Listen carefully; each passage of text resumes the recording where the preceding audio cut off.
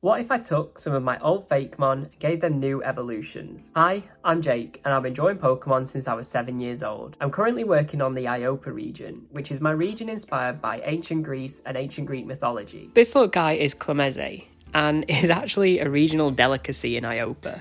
But if you max out its attack, it will evolve into Muscularo, and if you max out its defense, it will evolve into Guard. Clameze's current evolutions don't always see eye to eye with humans, but what if one of the evolutions did, and it evolved with friendship?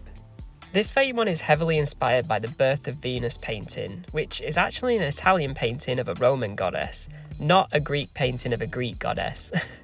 But I still think that it fits the similar vibes and themes that I was going for. Aphrodite is a goddess of love in Greek mythology, and so is Venus in Roman mythology, and both have links to the sea. In that painting I mentioned, Venus is coming out of a seashell. I just thought that I would replace that seashell with a mussel shell and give Clameze an additional evolution. In the lore of the Iopa region, Clameze is hunted for its meat and eaten by humans, and its evolution either turns into a muscly Pokemon that extracts its revenge, or a defensive Pokemon that means it can't be hunted and captured and eaten.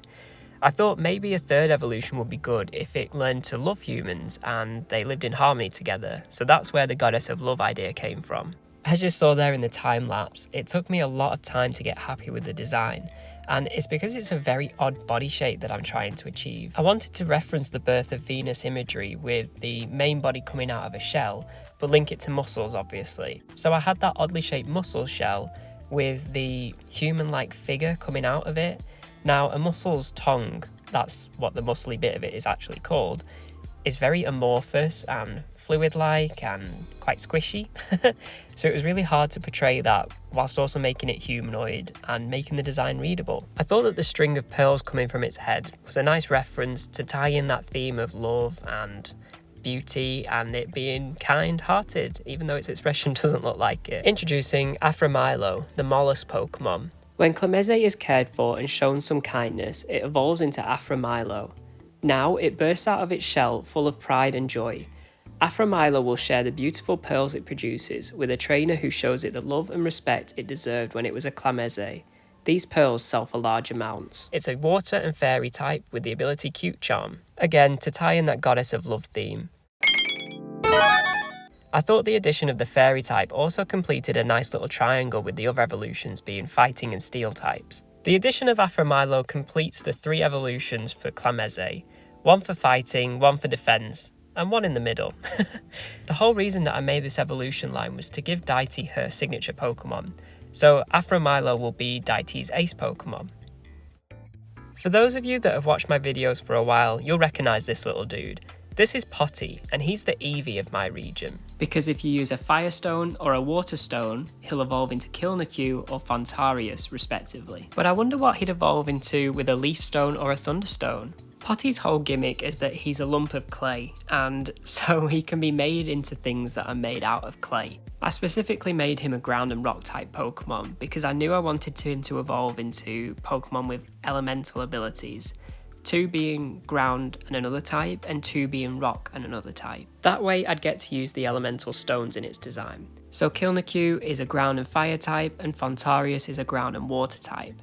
So with the Thunderstone and the Leaf Stone, I thought what could I do that was rock and electric type, that could be made of clay? Immediately I was thinking about buildings in Greece, and the idea of this lighthouse which I'd seen online really stood out to me. But the idea of making a lighthouse Pokemon was really hard, and as you can see by all my different design ideas, it took a while to land on this one. Both of the other 2 evolutions involved the raw element in their designs, so I wanted to try and include this electric-y light type aesthetic coming from its eyes. So this is Faravizo, the lighthouse Pokemon. Faravizo's eyes are capable of producing bright light. This light has been used by sailors to guide their ships even in the darkest of nights. Faravizo has a watchful nature and is always on the lookout for danger. It will alert those around it to any danger by blinking. This creates a series of flashes. It's a rock and electric type with the ability Illuminate. Faravizo's name comes from the Greek word pharos, which means lighthouse, and Vizo kind of sounds like vision because this Pokemon's gimmick is all about its eyes using this electric-y power to illuminate the space around it.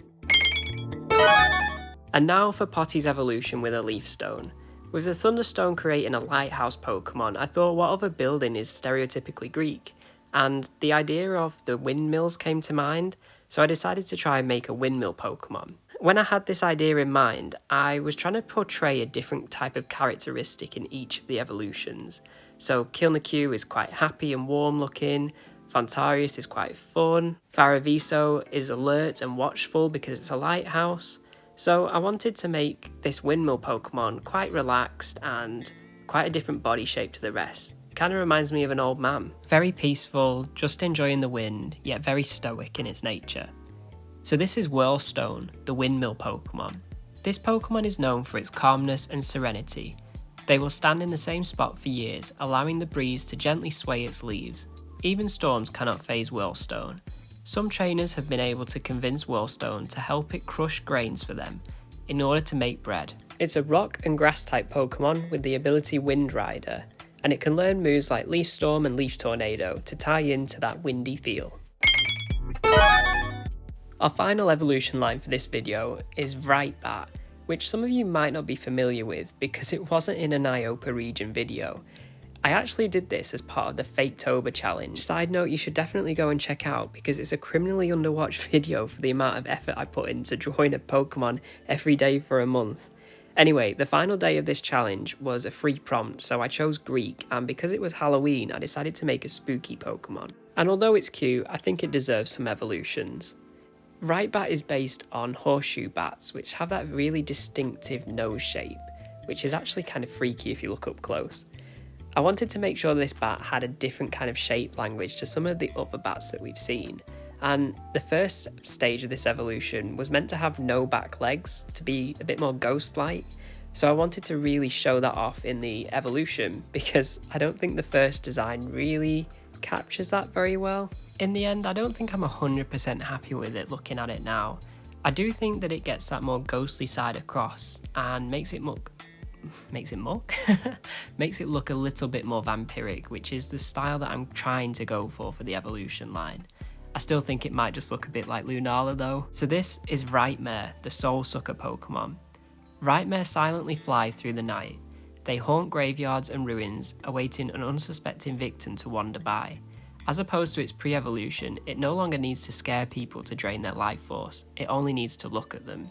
It's a pure ghost type with the ability Soul Drain, which was a new ability I introduced for Vryghtbat, which allows biting moves to heal a set percentage of HP. The final design of this video, and the final evolution of Vryghtbat, I want to say it's probably one of the scariest Pokemon that I've ever made. And it's actually based on the Greek folklore of Vrykolakas, is how I think you pronounce it. They're kind of this odd mashup of vampires, werewolves and zombies that will knock on your door, and if you answer the door, they'll eat your liver. Very odd mythology, but isn't that what the whole of Greek mythology is like? Most of the media online depicts Vrykolakas as standing up on two legs or kind of hunched over like a werewolf. I wanted to make sure that this position and pose of this Fakemon was very visually different to Noivern, because that's another bat Pokemon that stands on two legs. Noivern, however, is also based on a wyvern with its wings coming out of its arms, so I suppose that's the difference.